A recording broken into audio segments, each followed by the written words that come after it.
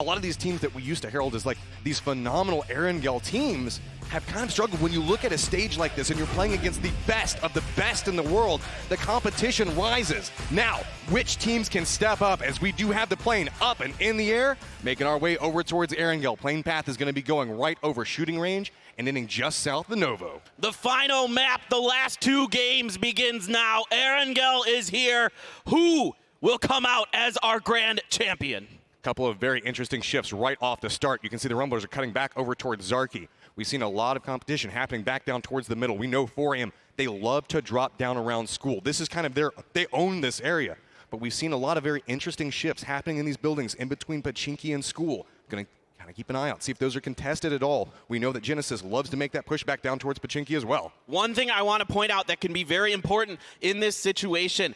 Rumblers have gone Zarky. They aren't going to Lipovka. And FaZe is getting out over Sosnovka, as is Entus Force. Of course, we saw Entus Force going military base. Curious to see exactly where FaZe is going to shoot to here. So we see VC doing an extended push. Looks like they're making their way back over towards that shelter lumberyard area. They should have plenty of control. With the shifts and how people have opted into not dropping around this time, FaZe, they actually dropped out over military base to realize, hey, nobody's going back over towards like Milta Power, now starting to make the push back over there, but that's just going to open up all of this terrain for VC. They're going to have plenty of space to loot. I think this is just FaZe playing it safe, making sure no one is trying to hot drop them. Circle is going to be dead center, so a potentially fair circle depending on how it goes, because sometimes that river will cut things off for a while. Look at this 2-2 split coming up from Lazarus. We have 2 over in Yasnaya, 1 in Severny, and then 1 west of Severny. These guys are trying to claim a lot of territory up towards the northern part of the circle. Well, I tell you what, we'll see if they can make that work. Entus Ace has a member up there as well, but they're splitting out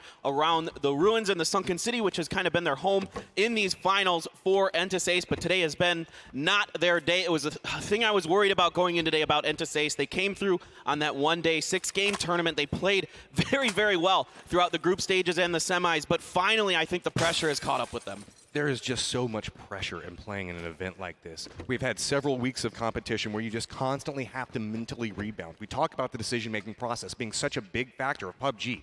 When you play at this level of competition and you have that pressure just constantly mounting on top of your head, you've got to be so careful with every single one of your play calls moving into these last 2 rounds. Yeah, everything is so important. And Entus Ace likes to take aggressive early positions. It just hasn't been their day today.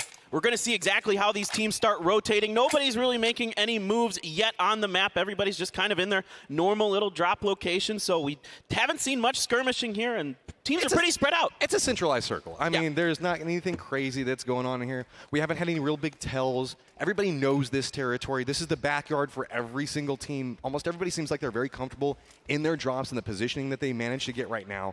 Just a couple of teams on the outside might have to make their way into the safe zone, but it's not really any long rotations. Nothing too crazy. It's just about if people opt into going a little bit further inland. If they want to move towards that center position just a couple of meters more, that's where we might see a little bit of contention for position come into play. Yeah, there's not much water in this, so there's tons and tons of real estate available to all of these teams. The real question becomes around phase 2 and 3, when it starts shifting, how much of that river is going to be in play, because that becomes a really important focal point of this map. So we do see VC starting to regroup. Looks like they're making their way over towards these reds. Remember, they did drop around farm shelter. They had a very interesting split over in this position. Going to regroup, moving back a little bit more centralized, moving over kind of close to where 4AM is positioned at, but Lazarus still getting away with this ridiculous split all the way across the north. Almost everything north of Yasnaya except for Zarky is theirs right now.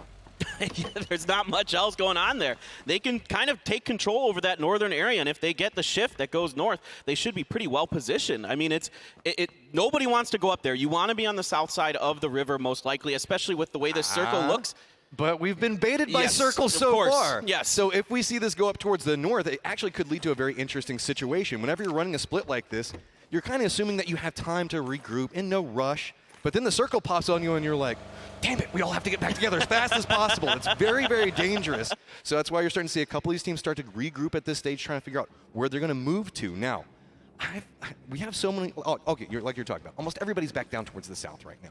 Nobody is really moving around too much in any difficult positions. If we do see a northern shift, I feel that's where all the chaos is going to kick off. And I mean, We've seen some chaotic circles so far, and I know the fact that that's kind of what a lot of people are looking for. Whenever you move into this last game, you can call me evil, you can call me an agent of chaos, whatever else like that, but I want to see the best of the best play under circumstances where you can just fully appreciate, where they can showcase their skill. Well, I tell you what, if you like those funky circles, this has been your finals. We've had a lot of really good ones, I tell you what. But this one's pretty normal so far. I mean, we're going to get basically, it's almost exactly dead center right on top of the school there. And you can see some teams are going to be starting to make their way in. FaZe eventually will start rolling. They got to this location a little bit late because they dropped over Sosnovka Island, so they're going to make sure they get fully looted up, and there's not much distance for them to travel, not much distance for any team to travel. The only thing I'm maybe a little bit curious about is if anybody's going to gatekeep Enter's force on the military baseline. I kind of doubt it. Like, it doesn't really seem worthwhile at this point. So if you're new to watching PUBG, something to note right now, you can see a couple of these teams were early in their rotation pack. Usually if you're an early rotator, that means that you're trying to opt for a center position, so that way you can get control mathematically of the best location, so that way you don't have to move in the later circles. If you're a later rotator, that means the fact that you have no problems in just trying to get into a position, maybe get a couple of kills on the edge, but instead just try to carve a path inside the circle and really try to get information playing the edge first.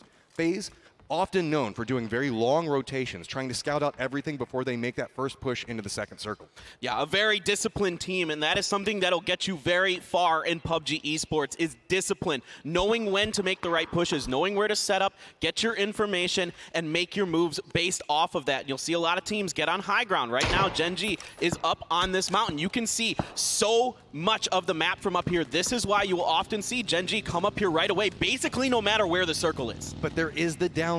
Whenever you're playing at the top of Everest, if the other guy's got scopes, they're back around this. That could be a couple of pot shots from angle you aren't expecting. Could be downed. I mean, there's a couple of little rocky terrain points that you can play off of, but look at this. I love to watch how people drop and they handle this as they're immediately making the way over towards the mountain like you were talking about. Damon's going to come over there as well, feeding information. Meanwhile, Loki, Pio, going around, collecting as much loot as possible, then bringing it back over towards their teammates, dropping it off so that way everybody is fully looted.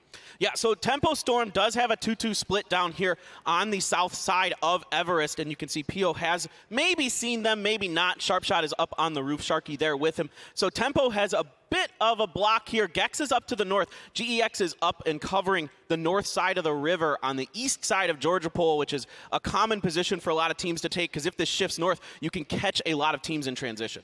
So we do have Tempo Storm running that larger rotation right there. VC firmly regrouped. We were talking about they were trying to move a little bit more centralized right now in no specific rush. Really, this is an interesting point where you can get a lot of kills depending on how rotations come into play.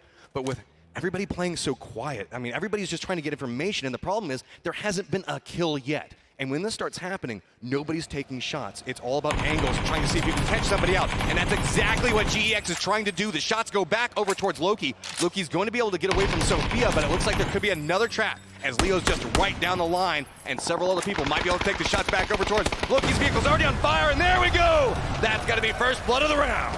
An early loss for Gen G. That is painful. Loki has been quite solid for them throughout this tournament. 14 kills for him, 14 for Taming as well. So that is a big early loss, and a lack of information, or maybe just a little impatience from Gen G, cost them early.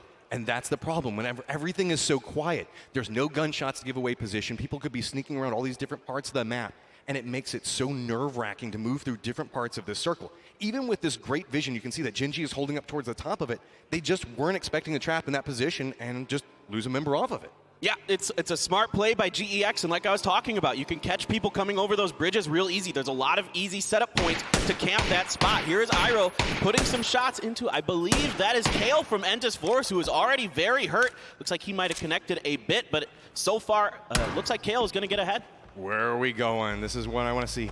Man, I wouldn't be surprised if it goes centralized, which it's going to do. I was hoping for something a little bit more spicy, but now it's going to make life a little bit more interesting for Gen G. They're off on the side of this. I mean, these are front runners right now, and now they're going to have to cut a path back over towards the center of the circle with so many teams posted up on the sides of this.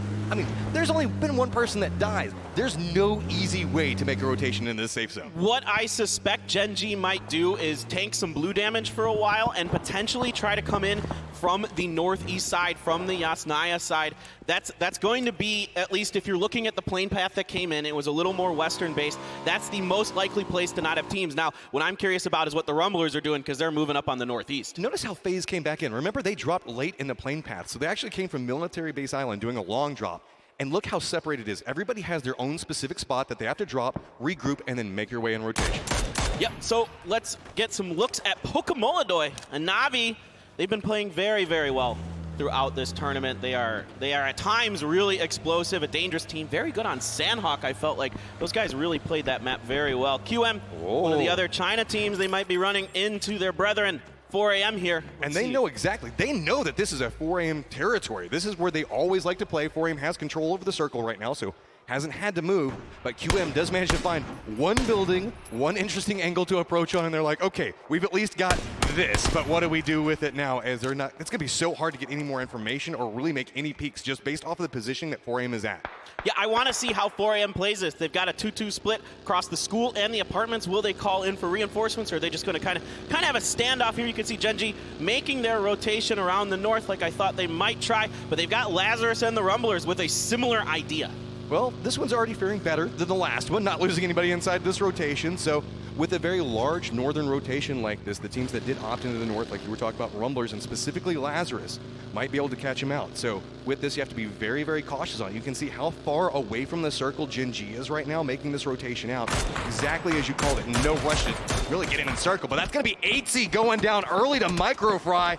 That's going to be trouble for FaZe. They are 6 points out of first and lose a member, but Genji's already lost one as well. Yeah, this has been a big storyline that I've been really keen on during these finals, is actually the Rumblers versus FaZe. Early on yesterday, the Rumblers kept running into FaZe, a lot of times because they dropped Lepolka, FaZe was dropping Mill to power, so they were running into each other on rotations, and Rumblers was getting the best of them. I don't know, Paper, it feels like we've moved into the last 2 rounds of a game before where we were having to talk about a team with Uba on it and a team with Pio on it and how it was breaking down and who's losing members because it just became so dangerous. Oh, no, GX, that's not the way you want to do this. But it's all right. He's alive, guys. He made it out. He'll be fine. He just rub some dirt on it. He'll be okay. No problem. It's asserting dominance towards your teammates. Look, I'm the shot caller now.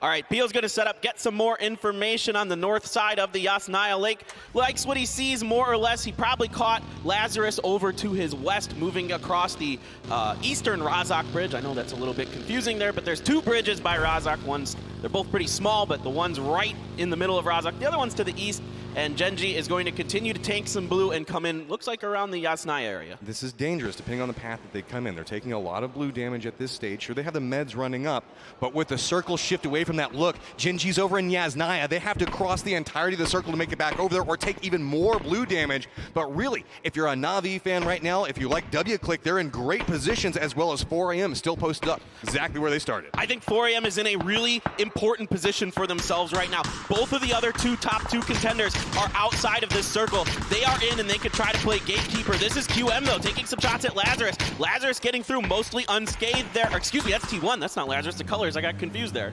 So we have T1 making a cut back over towards the top of Potato Mountain. There is a team that's situated up on the top of it, and it's going to be W-Click. So we're going to have to see how T1 decides to make this rotation. There's outside shots kind of forcing them to funnel into this position, but I think they managed to find a dip that's got a little bit of cover to play around. Meanwhile, FaZe really just trying to find some easy approach into this, but it's going to be a little bit hazardous. You can see that they have Force right next to him. TSM already waiting along this path. We have to be so cautious in making this. Instead, FaZe is going to hop out, see if maybe they can get a shot back over towards it, but narrowly misses on it. T1 decides that they're just going to crash right back over next to where Navi's at. There's already 2 members at T1 down. Make that 3. There's just Jeff Locke left, and there's so many shots coming from outside angles. There's nowhere easy for him to go. He's just huddled down inside these vehicles. I mean, he gets the first aid off, and only Akkad is left to be res, but it's going to be near impossible to get to him. The vehicle blows up behind him, and finally he's taken out by Rybo. That will be T1 out in 16th place. Navi's just sitting there like, what just happened outside this?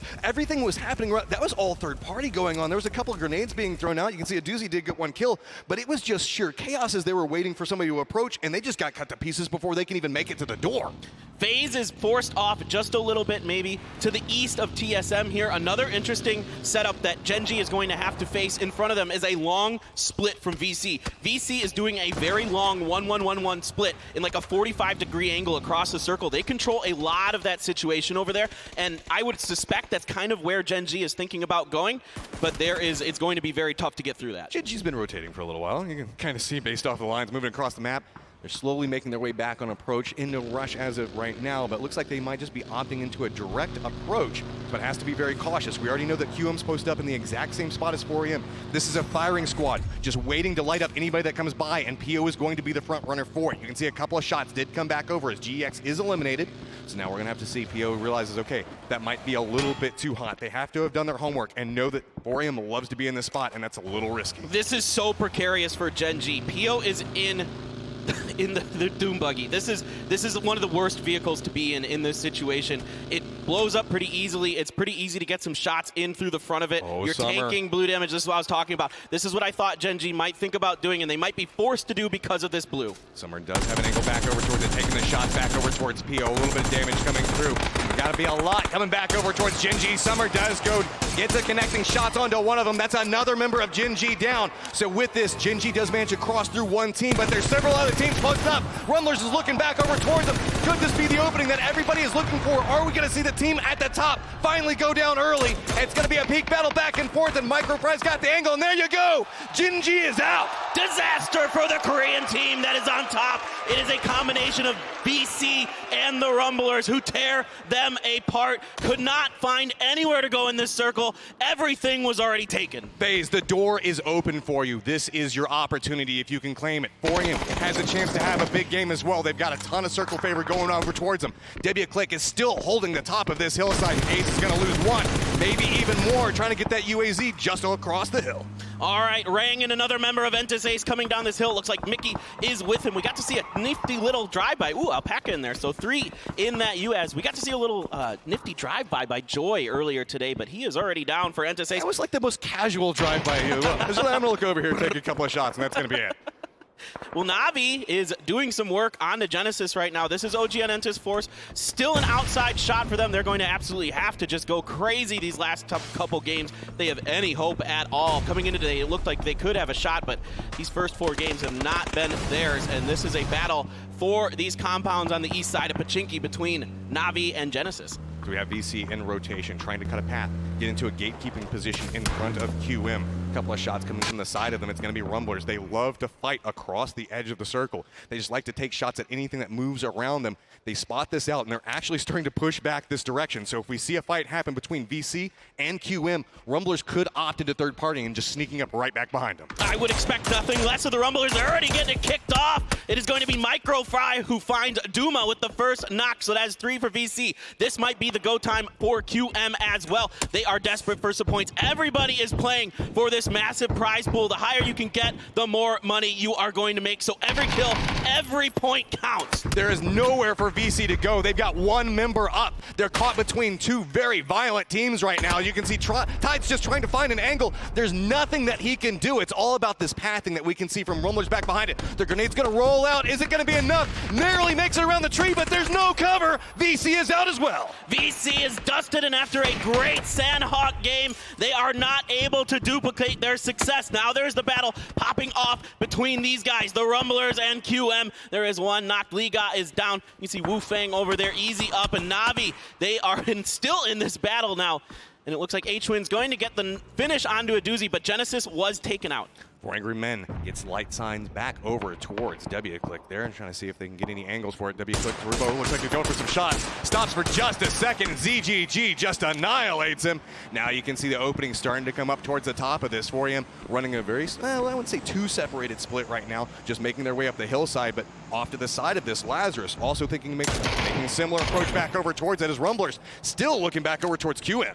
Love the Rumblers. They are just suffocating QM right now. Just keeping Wu Fang completely blocked in, knowing that he's going to have to start moving because that blue is right on his butt. Tempo is pushing up, tries to make their way back over towards Navi, but nice hold back on this angle for it, just jumping around the bathtub, trying to buy a little bit more space. But it's going to be Sharp Shot, go for the peek back over towards it. Navi tries to hold it together, but they're going to go down in 11. A nice push here by Tempo Storm is going to give them control over that western edge compound. They've got Lazarus to their north, and down here on their south is Entis Force, who is doing a good job containing their sister team, raying the last member up for Entis Ace. See, it's just a pressure cooker. It was so quiet for so long. There's just nowhere left for all of these teams to survive at, and now it's just a matter of cutting a path through this game to make it towards the center to try to survive. And see, Uba is down right now, looking back over towards TSM, but 4 Angry Men now has their sights set back over towards Lazarus. They have the upper hand. They have the angles back down towards it. Grenades are starting to roll back over towards Lazarus, but Lazarus somehow managing to fight, to hold an angle on it, but it's going to be Tempo Storm with that side flank onto it. They might be able to take a couple of shots back into this and completely undo Lazarus. I want to see WClick potentially get involved in this. They need points desperately as well. They're on top of Potato Mountain. A good grenade from Forever is going to find Uncivil. Purdy Curdy crouched behind this rock, trying to get a heal off. Uncivil's going to crawl over to him to try to get the res as well. Forever is going to launch some more explosives into that area. Gotta be so cautious off that. It's gonna roll back down the hill, so every little bit of space is so problematic. The res does come back for Uncivil right now, but Purdy steps out, instantly gets dropped by Sharky. Remember, Tempo Storm has an angle on this as well, and there you go, Lazarus is out in 8. Sandwiched between Tempo Storm, their NA brethren, of course, the running joke, NA on NA, but 4AM was definitely a big part of that as well. Now over to FaZe. They have 0 kills and only Fuzzface left now. Mexi is very hurt. We're gonna go for the res. This is, of course, a much needed healthy member for them, and Fuzzface throwing some smoke grenades down, but TSM is keeping their eyes posted on this. This is very dangerous. Anytime you throw down one of the smokes at this stage of the game with this many people alive, it's a giant flag just saying, hey, look over here. There's a potential kill you can get. As you can see, everybody on TSM looks back over that direction. Fuzzface is trying to go for this res, takes a little bit of damage, but the rock is going to provide a little bit of cover. The spray just nearly going over their heads. They're going to have to be so cautious when they complete the res because they might just pop right up into a headshot. There's just enough of a rock left there. I feel like TSM should try to push on that and give themselves a chance, but for now, they think they can get it done with just their snipers. Here's 4AM swinging around the north side of WClick. Already one member knocked for WClick. Silzen is going to be finished off by Sharp Shot from Tempo Storm. That's never a place you want to be, just huddled up next to a tree and watch your friend die right next to you, just as body collapses against you. That means that you know you have absolutely no cover. But we have seen 4AM trying to get control over the northern part of this circle. Rumblers to the northeast of it right now. Tempo Storm back over towards the west, and a couple of these teams just kind of spattered towards the middle of it with remnants coming through. Here comes Tempo Storm. They are pushing up on FaZe. A huge moment in the tournament right now. It is a 2v2 with the other 2 members of TSM lagging a bit, providing long-range cover. Iroh up front with Rory. They know exactly where Mexi is. If these grenades are good, this could be the end of the round for Mexi, and it's right on top of him. That is such a beautiful throw coming out from this. So Fuzzface did manage to get away from it, but then there was one. He gets spotted out by the Rumblers, and that's FaZe Clan down in 7th. So now it's starting to open up a little bit for 4AM as the guys in those top 2 positions already out. I tell you what, if 4AM can do this, it will be neck and neck at the top of the leaderboards going into the last game. Genji with 0 points. FaZe just gets 1. Now we're moving over to the Rumblers, who are trying to push down onto TSM from the high ground. Seeing some other members. They're going to get backed off, though, by some nice shots from the TSM squad. Rumblers move up to 10 kills. They've got a beautiful position.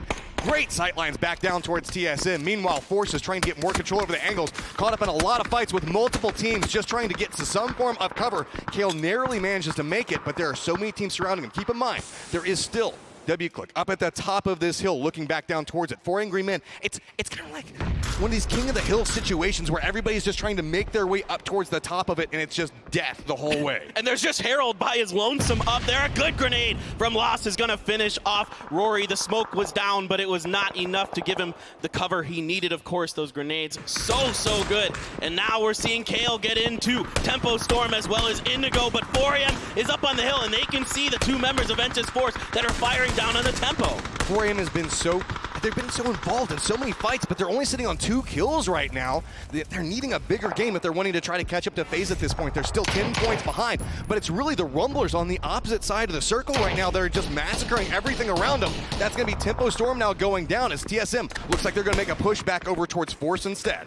All right, another big kill going over to 4AM. A grenade's going to finish off TSM from Duya. Entis Force with 7 kills right now. They need every point they can get to climb themselves back up into contention. It feels like this could be the round for a couple of teams that are really needing it. There's this one, and then the next one to follow it up. Force is running a huge split. They're all across the bottom of this hill. They can look back up onto it, but that means that they've surrendered the high ground towards all these other teams. We do have 4AM still holding down a huge chunk of it. It's going to be Rumblers holding down the other side, and Harold just in the middle of it praying everybody kills him.